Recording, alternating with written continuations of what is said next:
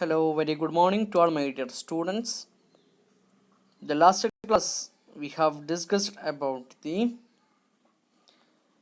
definition what is economics, meaning of economics, definition of economics. We have discussed about the Adam Smith's wealth definition, Alfred Marshall welfare definition, and Robinson's scarcity definitions and Paul Samuelson's growth definition. Okay.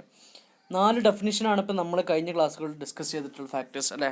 എന്താണ് economics എന്താണെന്നുള്ള കൃത്യമായിട്ട് എന്താണ് economics എന്നുള്ള വാക്ക് ഇതിൽ നിന്ന് വന്നു derive ചെയ്ത് economics എന്നുള്ളതുകൊണ്ട് അർത്ഥമാക്കുന്നത് എന്താണ് എക്കണോമിക്സിൻ്റെ ഡെഫിനിഷൻസ് അല്ലെ. ആദം സ്മിത്ത് നൽകിയിട്ടുള്ള വെൽത്ത് ഡെഫിനിഷൻ, ആ വെൽത്ത് ഡെഫിനിഷനിൽ അദ്ദേഹം ഒരു ക്രൈറ്റീരിയ നൽകുന്നത് വെൽത്ത് പ്രൊഡ്യൂസ് ചെയ്യൽ മാത്രമാണ് എക്കണോമിക്സ് എന്നാണ് അദ്ദേഹത്തിൻ്റെ കാഴ്ചപ്പാട്.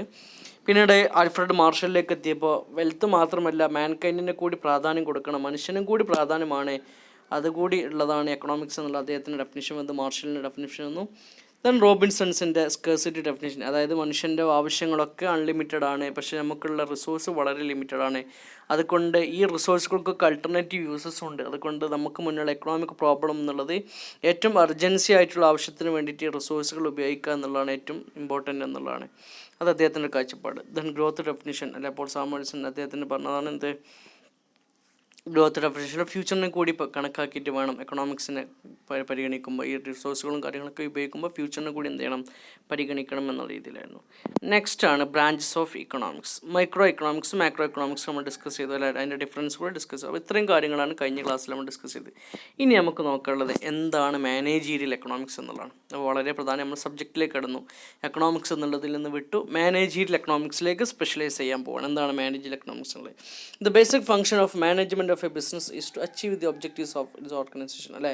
ഒരു സ്ഥാപനം തുടങ്ങുന്ന സമയത്ത്, ഞാനൊരു ബിസിനസ് തുടങ്ങുന്ന സമയത്ത് എനിക്കുണ്ടാകും അല്ലേ, ഒരു വർഷത്തിൽ ഇത്ര രൂപ ലാഭം ഉണ്ടാക്കണം, അല്ലെങ്കിൽ ഇന്ന് വേണം, ഇന്ന കാര്യങ്ങൾ ഉണ്ടാക്കണം, അടുത്ത സ്റ്റേജിൽ എനിക്ക് അവിടെ ബ്രാഞ്ച് തുടങ്ങണം, ഇവിടെ തുടങ്ങണം.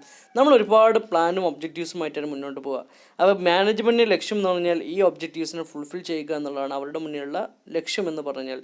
To achieve objectives management has to take so many decisions on different business problems. Decisions involves risk അല്ലേ. നമുക്ക് ഒരുപാട് റിസ്കിൻ്റെ പുറത്ത് തീരുമാനങ്ങൾ എടുക്കേണ്ടി വരും, നമുക്ക് ഒരുപാട് തീരുമാനങ്ങൾ എടുക്കേണ്ടി വരും അല്ലേ. നമ്മളെ സംബന്ധിച്ചിടത്തോളം ഒരു ബിസിനസ് തുടങ്ങുന്ന സമയത്ത് ആ ബിസിനസ്സിൻ്റെ പുറത്ത് ഒരുപാട് തീരുമാനങ്ങൾ എടുക്കേണ്ടി വരും. ഈ തീരുമാനങ്ങൾ എന്തിലേക്കുള്ളതാണ്, എന്തിനു വേണ്ടിയിട്ടാണ്, നമുക്ക് മുന്നിലുള്ള ഒബ്ജക്റ്റീവ്സ് നേടുക എന്നുള്ള ആ തീരുമാനത്തിന് പുറത്താണ്. Decisions involves risk. ഡെസിഷൻസിൽ എന്തുണ്ട്, ഒരുപാട് റിസ്കുകൾ ഉൾപ്പെട്ടിട്ടുണ്ടായിരിക്കും. ഞാൻ 5 ലക്ഷം റുപ്യ ഞാനിതിലേക്ക് ഇൻവെസ്റ്റ് ചെയ്യുന്ന സമയത്ത്, എക്സാമ്പിൾ ഒരു ബിസിനസ്സിലേക്ക് ഇൻവെസ്റ്റ് ചെയ്യുന്ന സമയത്ത് എൻ്റെ മുന്നിൽ 5 ലക്ഷം രൂപ നഷ്ടപ്പെട്ടു എന്നുള്ള റിസ്ക് തന്നെയാണുള്ളത് അല്ലേ. അത് തിരിച്ച് കിട്ടുമോ എന്നുള്ളതിന് എന്തില്ല, ഒരു ഉറപ്പില്ല. അൺസർട്ടനിറ്റി അബൌട്ട് ദി ഫ്യൂച്ചർ എന്നുള്ളതാണ് ബിസിനസ്സിൻ്റെ ഏറ്റവും റിസ്ക്. ഭാവിയെക്കുറിച്ച് എന്താണ് അൺസർട്ടനിറ്റിയാണ്. ഈ കൊറോണ സമയത്ത് നിങ്ങളൊന്ന് ആലോചിച്ചാൽ മതി, കഴിഞ്ഞ ഡിസംബറിൽ ഒരാൾ ഒരു പുതിയ ഷോപ്പ് ഒരു 5 ലക്ഷം രൂപ അല്ലെങ്കിൽ ഒരു 5 കോടി രൂപ ചിലവാക്കിയിട്ട് ഒരു പുതിയ ബിസിനസ് തുടങ്ങിയെന്ന് കരുതിക്കോളൂ. അദ്ദേഹത്തിന് റണ്ണ് ചെയ്യാൻ സമയം കിട്ടിയിട്ടുണ്ടാവില്ല, അതിനു മുമ്പേ ലോക്ക്ഡൗൺ പ്രഖ്യാപിച്ചു. അടച്ചു പൂട്ടേണ്ടി വന്നിട്ടുണ്ടാവും, ഒരു 7 മാസം 8 മാസമൊക്കെ അല്ലേ. കടകൾ മൊത്തം അടച്ചു പൂട്ടേണ്ട സാഹചര്യത്തിലേ ഉണ്ടാവും. വലിയൊരു നഷ്ടം ഉണ്ടായിട്ടുണ്ടാവും. ഇത് അദ്ദേഹം സ്വപ്നത്തിൽ പോലും പ്രതീക്ഷിച്ചിട്ടുണ്ടാവില്ല ഇങ്ങനെയൊരു സംഭവം ഉണ്ടാവും എന്നുള്ളത്. അതാണ് ബിസിനസ്സിൻ്റെ ഏറ്റവും വലിയ risk, uncertainty about the future എന്നുള്ള. ഭാവിയെക്കുറിച്ച് എന്താണ്, അൺസർട്ടനിറ്റിയാണ്, ഒരു ഉറപ്പില്ല എന്നുള്ളതാണ്. സോ നമ്മൾ തീരുമാനങ്ങൾ എടുക്കുമ്പോൾ അത് വലിയ റിസ്ക് ഉള്ള ഫാക്ടേഴ്സാണ്. Hence the process of decision making becomes more complex on the ever changing environmental condition. ഇങ്ങനെ കണ്ടീഷൻസ് ഇങ്ങനെ മാറിക്കൊണ്ടിരിക്കും, ബിസിനസ്സിൻ്റെ എൻവയോൺമെൻറ്റ് മാറിക്കൊണ്ടിരിക്കും, നിയമങ്ങൾ മാറിക്കൊണ്ടിരിക്കും, പല കോമ്പറ്റീറ്റേഴ്സ് വരും. ഇതുകൊണ്ട് തീരുമാനങ്ങളൊക്കെ എന്ത് ചെയ്യേണ്ടി വരും, ഇങ്ങനെ മാറിക്കൊണ്ടിരിക്കും. അതുകൊണ്ട് ഡിസിഷൻ മേക്കിംഗ് പ്രോസസ്സ് എന്ന് പറഞ്ഞു കഴിഞ്ഞാൽ വലിയ കോംപ്ലക്സ് ആണ്, ഡിഫിക്കൽട്ട് പ്രോസസ്സാണ്. In order to help business executives to solve their business and managerial problems, a new branch of economics had been developed on 1951. ഇങ്ങനെ ബിസിനസ്സിൽ വലിയ റിസ്ക്കും കാര്യങ്ങളൊക്കെ ഉണ്ടായപ്പോൾ ഇതിനെ സഹായിക്കുക എന്നുള്ള ലക്ഷ്യത്തിൻ്റെ പുറത്തുനിന്നാണ് ഒരു പുതിയ ബ്രാഞ്ച് ഓഫ് എക്കണോമിക്സ് സ്റ്റാർട്ട് ചെയ്തു 1951. ഈ ബ്രാഞ്ചിനാണ് എന്തറിയപ്പെടുക, മാനേജീരിയൽ എക്കണോമിക്സ് എന്ന് പറയപ്പെടുന്നത്. ഓക്കെ, ഇതിൻ്റെ ഒരു ബേസിക് ഐഡിയ ആണ് ഇപ്പോൾ പറഞ്ഞിട്ടുള്ളത്. നോക്കാം. നെക്സ്റ്റ് എന്താണ് meaning and definition of managerial economics. Managerial economics was first introduced by Joel Dean. അപ്പോൾ അദ്ദേഹമാണ് ഇതായിട്ട് അറിയപ്പെടുന്നത് ഫാദർ ഓഫ് മാനേജിയൽ എക്കണോമിക്സ് ആയിട്ട് അറിയപ്പെടുന്നത് ജോയൽ ഡീൻ എന്നുള്ള വ്യക്തിയാണ്. ജോയൽ ഡീൻ പറഞ്ഞെന്താണ്, according to him managerial economics is the use of economic analysis in the formulation of business policies. എക്കണോമിക്സിൻ്റെ അനാലിസിസിന് എന്തിനു ഉപയോഗിക്കുക, ബിസിനസ്സിൻ്റെ പോളിസീസ് രൂപീകരിക്കുമ്പോൾ അതിൽ എക്കണോമിക്സ് അനാലിസിസ് ഉപയോഗിക്കുക. അപ്പോൾ മാനേജിയൽ economics is the application of economic theories and the analytical tools in മാനേജിയൽ decision making. Economic theories എന്ന് പറഞ്ഞാൽ and analytical tools in മാനേജിയൽ decision making. എന്ത് എക്കണോമിക്സിൻ്റെ തിയറീസും അനലിറ്റിക്കൽ ടൂൾസും എന്തിൽ ഉപയോഗിക്കുക, മാനേജിയൽ ഡിസിഷൻ മേക്കിംഗ് പ്രോസസ്സിലേക്ക് ഉപയോഗിക്കുക. It is a study of allocation of scarce resources available to a firm among various business activities like production, distribution, marketing. എന്ന് പറഞ്ഞാൽ നമ്മൾ മുന്നിലുള്ള സ്കേഴ്സ് റിസോഴ്സസിനെ എന്ത് ചെയ്യണം, നല്ല രീതിയിൽ ഉപയോഗിക്കുക. ബിസിനസ്സിൻ്റെ ആക്ടിവിറ്റീസ് പ്രൊഡക്ഷനിലേക്കും ഡിസ്ട്രിബ്യൂഷനിലേക്കൊക്കെ എന്ത് ചെയ്യുക, ഉപയോഗിക്കുക. അതിനെക്കുറിച്ച് എന്ത് ചെയ്യുക, എങ്ങനെ അത് അലോക്കേറ്റ് ചെയ്യണം എന്നുള്ളതാണ്. ബിസിനസ്സിനെ സംബന്ധിച്ചിടത്തോളം നമുക്ക് മാക്സിമം യൂട്ടിലൈസേഷൻ ഓഫ് റിസോഴ്സ് അല്ല ആവശ്യമുള്ളത്, ഒപ്റ്റിമം യൂട്ടിലൈസേഷൻ ഓഫ് റിസോഴ്സുകളാണ്. മാക്സിമം യൂട്ടിലൈസേഷൻ പറഞ്ഞാൽ എന്താണ്, ഇപ്പോൾ എൻ്റെ മുന്നിൽ ഇപ്പോൾ ഒരു കുടം വെള്ളമുണ്ട്, ഒരു കുടം വെള്ളമുണ്ട്. ആ കുടത്തിലുള്ള വെള്ളം മുഴുവനായിട്ട് ഉപയോഗിച്ചുകൊണ്ട് ഞാൻ കുറേ സാധനങ്ങൾ ഉണ്ടാക്കി എന്ന് കരുതിക്കോളൂ, വലിയ ലാഭം ഒന്നുമില്ല. കാരണം ആ കുടത്തിലെ വെള്ളം മുഴുവൻ കഴിഞ്ഞിട്ടുണ്ട്. പക്ഷേ ഞാൻ ആ കുടത്തിലെ പാതി വെള്ളം ഉപയോഗിച്ചുകൊണ്ട് ഞാൻ നേരത്തെ ഒരു കുടം വെള്ളം ഉപയോഗിച്ചുകൊണ്ട് ഉണ്ടാക്കി അത്രത്തോളം പ്രൊഡക്ഷൻ എനിക്ക് പാതി വെള്ളം ഉപയോഗിച്ച് ഞാൻ വേറെ പല ട്രിക്സുകളും കാര്യങ്ങളും ഉപയോഗിച്ചുകൊണ്ട് എനിക്ക് ഉണ്ടാക്കാൻ പറ്റിയിട്ടുണ്ടെങ്കിൽ അതാണ് ഒപ്റ്റിമം യൂട്ടിലൈസേഷൻ എന്ന് പറഞ്ഞാൽ. അപ്പോൾ മാക്സിമം യൂട്ടിലൈസേഷൻ അല്ല ആവശ്യമുള്ള, ഒപ്റ്റിമം യൂട്ടിലൈസേഷൻ പറഞ്ഞാൽ ചിലവ് കുറച്ച് മാക്സിമം പ്രൊഡക്ഷൻ ഉണ്ടാക്കുക. അപ്പോഴേ എന്തുള്ളൂ, ലാഭം ഉണ്ടാക്കുകയുള്ളൂ. അല്ലാതെ ഏറ്റവും ചിലവ് കൂട്ടിക്കൊണ്ട് നമുക്ക് എത്രയും പ്രൊഡക്ഷൻ ഉണ്ടാക്കാൻ പറ്റും, പക്ഷെ അത് ബിസിനസ് സംബന്ധിച്ചൊന്നുമല്ല, വിജയകരമല്ല എന്നുള്ളതാണ് പറയുന്നത്. നോക്കാം എന്താണ്. According to Spencer and Siegelman, managerial economics is the integration of economic theory. നമ്മൾ നേരത്തെ ബ്രിഡ്ജ് കോഴ്സ് പഠിച്ചിട്ടുണ്ട് ഡെഫിനിഷൻ അല്ലേ. Managerial economics is the integration of economic theory with business practice for the purpose of facilitating decision making and forward planning by management. എന്ത് ചെയ്യുക, ബിസിനസ്സിൻ്റെ പ്രാക്ടീസും decision മേക്കിങ്ങിനും forward പ്ലാനിങ്ങിലൊക്കെ എന്ത് ചെയ്യുക, എക്കണോമിക്സിൻ്റെ തിയറീസൊക്കെ എന്ത് ചെയ്യുക, ഇൻ്റഗ്രേറ്റ് ചെയ്യുക, ഉൾക്കൊള്ളിപ്പിക്കുക എന്നുള്ള. It is concerned with application of economic theories to business management. നമ്മൾ നേരത്തെ പറഞ്ഞത് സംഭവം. It is application of economic concept and theories in the process of managing decision making. It is a study of how to manage the limited resource to achieve the objectives of business. നമ്മുടെ മുന്നിലുള്ള limited റിസോഴ്സസിനെ ബിസിനസ്സിൻ്റെ objectives achieve ചെയ്യാൻ എങ്ങനെ ഉപയോഗിക്കുന്നു എന്ന് എന്ത് ചെയ്യുക, മനസ്സിലാക്കുന്നുള്ള. സിമ്പിളായിക്കൊണ്ട് managerial economics is the economics for the management. Managerial economics is also known as economics of a firm, applied economics and business economics. അപ്പോൾ നിങ്ങളിത് നോട്ട് എഴുതുന്ന സമയത്ത് നന്നായിട്ട് എഴുതിയെടുക്കേണ്ട ആവശ്യമൊന്നുമില്ല. Application of economic theories concept മനസ്സിലാക്കുക എന്നുള്ളത്. ഇപ്പോൾ മുകളിൽ പറഞ്ഞ it is concerned with the application of economic theories to business management എന്നുള്ളതും താഴെ കൊടുക്കുന്നതും കോൺസെപ്റ്റ് രണ്ടും സെയിം തന്നെയാണ്. അപ്പോൾ ഒരൊറ്റ ലൈനിലാക്കിയിട്ട് എന്ത് ചെയ്യുക, നിങ്ങളത് എന്ത് ചെയ്യുക, നോട്ട് ആക്കിയിട്ട് സിമ്പിളായിട്ട് എന്ത് ചെയ്യുക, എഴുതട്ടോ. Characteristics of nature of managerial economics. Managerial എക്കണോമിക്സിൻ്റെ ക്യാരക്ടറിസ്റ്റിക്സ് എന്തൊക്കെയാണ്, ഫീച്ചേഴ്സ് എന്തൊക്കെയാണെന്നുള്ളതാണ് നമ്മൾ ജസ്റ്റ് നോക്കുന്നത്. ഒന്ന് മൈക്രോ എക്കണോമിക്സ് ആണ്. മാനേജറിയൽ എക്കണോമിക്സ് എന്ന് പറഞ്ഞാൽ അതെന്താണ്, മൈക്രോ എക്കണോമിക്സ് ആണ് എന്ന് പറയുന്നത് നമ്മൾ യൂണിറ്റ് ആണ് അല്ലെ, ഒരു ബിസിനസ് യൂണിറ്റിനെ കുറിച്ച് മാത്രമുള്ള ഒരു പഠനമാണ്. അല്ലാതെ ഒരുപാട് കാര്യങ്ങൾ അല്ലെ, ഒരു ബിസിനസ് യൂണിറ്റിനുള്ള പ്രശ്നങ്ങൾ, കാര്യങ്ങൾ അതൊക്കെ ഉൾപ്പെടുന്നതാണ് ഇത് മാനേജറിയൽ എക്കണോമിക്സ്. അതുകൊണ്ട് തന്നെ മാനേജറിയൽ എക്കണോമിക്സ് എന്നാണ് മൈക്രോ എക്കണോമിക്സ് ആണ്. നോർമാറ്റീവ് സയൻസ് ആണ് എന്ന് പറയുന്നതാണ്. It's a normative science because it seeks what is good and what is wrong. It determines goals of the enterprise and then it develops the way to achieve this goals. എന്ത് ചെയ്യുന്നു, നമ്മളിത് എന്ത് ചെയ്യുന്നു, normative science പറയുമ്പോൾ നമ്മൾ എന്ത് ചെയ്യുന്നു, എന്താണ് ശരി എന്താണ് തെറ്റെന്നൊക്കെ വേർതിരിക്കാൻ സഹായിക്കുന്നു. എന്ന് പറഞ്ഞാൽ ബിസിനസ്സിൻ്റെ ലക്ഷ്യം നമ്മൾ മുന്നിൽ വെച്ചുകൊണ്ട് ഈ ലക്ഷ്യത്തിലേക്ക് എങ്ങനെ പോകാം, ഏതാണ് ശരിയായ രീതി, ഏതാണ് ശരിയല്ലാത്ത രീതി എന്ന രീതിയിലേക്ക് എന്ത് ചെയ്യുന്നു, ആ രീതി നമ്മൾ വേർതിരിക്കുന്നു. Then pragmatic. Managerial economics is pragmatic. It is concentrate on making economics theory more application oriented. എന്നാൽ പ്രാഗ്മാറ്റിക് എന്ന് പറഞ്ഞാൽ ആക്ഷൻ ഓറിയൻറ്റഡ് ആണെന്ന് അർത്ഥം. നമ്മൾ എന്ത് ചെയ്യുന്നു, ബിസിനസ്സിൻ്റെ പോളിസീസും തിയറീസൊക്കെ, എക്കണോമിക്സിൻ്റെ തിയറീസും പോളിസീസൊക്കെ ബിസിനസ്സിലേക്ക് അപ്ലൈ ചെയ്യുകയാണ്, നമ്മളതിലേക്ക് എന്ത് ചെയ്യാണ്, നടപ്പിൽ വരുത്തുകയാണ് ഉദ്ദേശിക്കുന്നത്.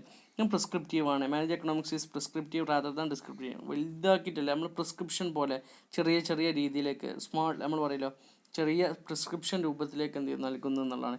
It prescribe solution to various business problem.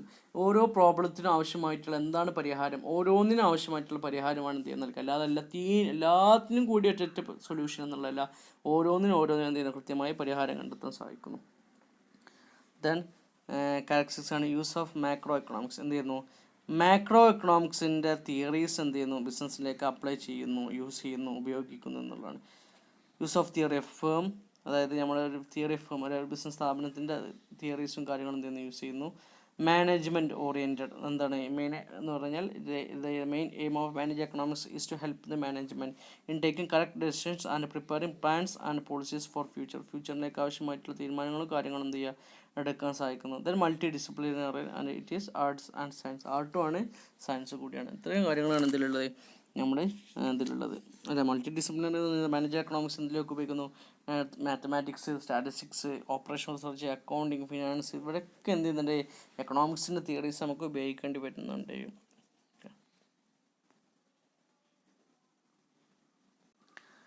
Next നമ്മളെ മുന്നിലുള്ള സ്കോപ്പ് ഓഫ് മാനേജീരിയൽ എക്കണോമിക്സ് ആണ്. എന്താണ് എക്കണോമിക്സിൻ്റെ സ്കോപ്പ് എന്തെന്നുള്ളതാണ്. ഒന്ന്, demand analysis and forecasting. Demand analysis and forecasting എന്ന് പറഞ്ഞാൽ എന്താണ്, നമ്മളെ സംബന്ധിച്ചിടത്തോളം ഒരു ബിസിനസ്സിൻ്റെ ആവശ്യമായിട്ടുള്ള എത്രത്തോളം നമുക്ക് ആ ഭാവിയിലേക്ക് ഒരു ഇതിന് ഡിമാൻഡ് ഉണ്ടാകും. ഒരു പ്രോഡക്റ്റ് അല്ലേ, നമ്മൾ മാർക്കറ്റിലേക്ക് പ്രോഡക്റ്റ് ഇറക്കി, ഈ പ്രോഡക്റ്റ് ചിലപ്പോൾ ആണെങ്കിൽ ഒരു മാസത്തിന്, ഇപ്പോൾ ഫോർ എക്സാമ്പിൾ പറയുകയാണെ, നമ്മളൊരു ഒരു ഇപ്പോൾ കേരളത്തിലെ കാലാവസ്ഥ സംബന്ധിച്ചിടത്തോളം റെയിൻ കോട്ടുകൾക്ക് ആവശ്യമുള്ളത് നമ്മളെ മഴക്കാലത്ത് മാത്രം, അല്ലാത്ത സമയത്ത് നമുക്ക് ഇതിൻ്റെ ആവശ്യമില്ല. ആ സമയത്ത് ഔട്ട് ഓഫ് സീസണാണ്. അല്ലെങ്കിൽ ഫോർ എക്സാമ്പിൾ ഇവിടെ കമ്പിളിപ്പുതപ്പിന് വലിയ സ്കോപ്പോ കാര്യങ്ങളൊന്നുമില്ല. നമ്മളങ്ങനെ കമ്പിളിപ്പുതപ്പ് അതുമാത്രം തണുപ്പോ കാര്യങ്ങളൊന്നും ഇവിടെ ഇല്ല. നമ്മളിവിടെ ഒരാൾ അങ്ങനത്തെ ബിസിനസ് തുടങ്ങിക്കഴിഞ്ഞാൽ ഇവിടെ റണ്ണ് ചെയ്യുക എന്നുള്ളത് പറഞ്ഞാൽ വലിയ പ്രയാസകരം, എക്സ്പോർട്ട് ചെയ്യേണ്ടി വരും. അപ്പോൾ നമ്മൾ ഓരോന്നിനും ഡിമാൻഡ് അനാലിസിസ് ചെയ്യേണ്ടി വരും, ഫോർകാസ്റ്റ് ചെയ്യണം, ഭാവിയിലേക്ക് എത്ര ഡിമാൻഡ് ആവശ്യമുണ്ട്. അപ്പോൾ അയാളെ സംബന്ധിച്ചിടത്തോളം ഇപ്പോൾ ഫോർ എക്സാമ്പിൾ അയാൾ മനസ്സിലാക്കുന്നത്, ഇപ്പോൾ ഡൽഹി പ്രദേശത്തൊക്കെ ഈ സമയത്ത് നവംബർ മുതൽ ഫെബ്രുവരി വരെയുള്ള സമയത്ത് നല്ല തണുപ്പേക്കാരം, അവിടേക്ക് ഈ സാധനത്തിന് ആവശ്യം വരും. അപ്പോൾ നോർമൽ സമയത്ത് ഇപ്പോൾ സാധാരണ ഒരു 10 20 അല്ലെങ്കിൽ സമയത്ത് 10 ആളുകൾക്ക് ഉപയോഗിക്കുകയാണെന്നുണ്ടെങ്കിൽ ഈ സമയങ്ങളിൽ എന്ത് ചെയ്യുന്നു, ഒരു 90% ആളുകൾക്കും ഇത് ഉപയോഗിക്കുന്നു സാഹചര്യമുണ്ട്. അപ്പോൾ എന്ത് ചെയ്യേണ്ടി വരും, ഡിമാൻഡ് ഫോർകാസ്റ്റ് ചെയ്യണം. നവംബർ സമയത്തേക്ക് നമുക്ക് എന്ത് ചെയ്യേണ്ടി വരും, സെയിൽസ് അല്ലെങ്കിൽ പ്രൊഡക്ഷൻ വർദ്ധിപ്പിക്കണം, അതിനാവശ്യമായിട്ട് രീതിയിലേക്ക് ചെയ്യേണ്ടി വരും. ഇങ്ങനെ നമ്മൾ ഓരോന്ന് മുൻകൂട്ടി മനസ്സിലാക്കണം. അവിടെ എന്ത് ചെയ്യുന്നുണ്ട്, ഇക്കണോമിക്സിൻ്റെ തിയറീസ് നമുക്ക് അപ്ലൈ ചെയ്യേണ്ടി വരുന്നു. Then cost and production analysis. നമ്മൾ നേരത്തെ പറഞ്ഞല്ലേ, നമ്മുടെ മുന്നിലുള്ള റിസോഴ്സുകൾ എന്ന് പറഞ്ഞു കഴിഞ്ഞാൽ അത് ലിമിറ്റഡ് റിസോഴ്സുകളാണ്. മാത്രമല്ല അതിന് എന്തുണ്ട്, അൾട്ടർനേറ്റീവ് യൂസസ് കൂടി ഉണ്ട്. അപ്പോൾ ഈ ലിമിറ്റഡ് റിസോഴ്സുകൾ നമ്മൾക്ക് എന്ത് ചെയ്യേണ്ടി വരും, നമുക്ക് മിനിമം കോസ്റ്റ് കൊണ്ട് മാക്സിമം ഔട്ട്പുട്ട് ഉണ്ടാക്കുമ്പോഴേ അതിൽ എന്ത് ചെയ്യുള്ളൂ, വിജയമുള്ളൂ. അപ്പോൾ നമ്മൾ തീരുമാനങ്ങൾ എടുക്കുമ്പോൾ വളരെ പ്രധാനമാണ്, കോസ്റ്റ് കുറച്ചുകൊണ്ട് മാക്സിമം പ്രൊഡക്ഷൻ വർദ്ധിപ്പിക്കുക എന്നുള്ളതാണ് ഏറ്റവും വലിയ. നേരത്തെ പറഞ്ഞുകൊണ്ടല്ലേ, ഒപ്റ്റിമം യൂട്ടിലൈസേഷനാണ് ആവശ്യമുള്ളത്, അല്ലാതെ മാക്സിമം യൂട്ടിലൈസേഷൻ ഇല്ല. Then pricing policies. ഓരോ സ്ഥാപനത്തിനെ സംബന്ധിച്ചിടത്തോളം പ്രൈസിങ് പോളിസീസ് ഉണ്ടാവില്ലേ.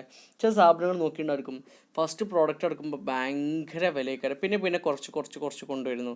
ചില ആളുകൾ ആദ്യം കുറക്കും, പിന്നെ കൂട്ടുന്ന സാഹചര്യം ഉണ്ടാവും. ഇപ്പോൾ ഇന്നോവ വെഹിക്കിൾ ഇറങ്ങുന്ന സമയത്ത്, ഫസ്റ്റ് ഇറങ്ങുന്ന സമയത്തൊക്കെ അതിന് 20 lakh ഒക്കെ ആ റേഞ്ചുള്ളൂ. ഇപ്പോൾ അത് 27, 28 ആ ലെവലിലേക്ക് എന്ത് ഉയരുന്ന സാഹചര്യമുണ്ടായി.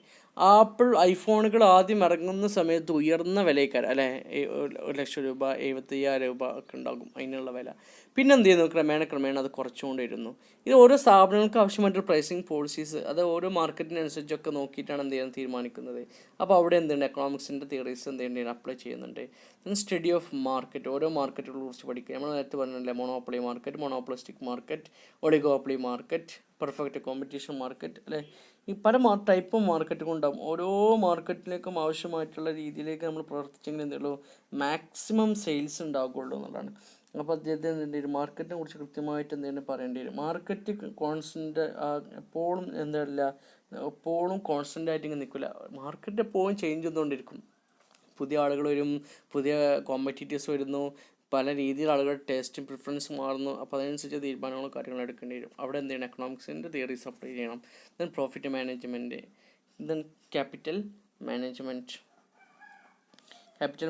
ക്യാപിറ്റലാണ് ഒരു ബിസിനസ് സംബന്ധിച്ചിടത്തോളം ഏറ്റവും വലുത് അല്ലേ. ഫസ്റ്റ് നമ്മൾ ഇറക്കുന്ന പൈസ ആണ് എന്ത്, ക്യാപിറ്റൽ എന്നുള്ളത്.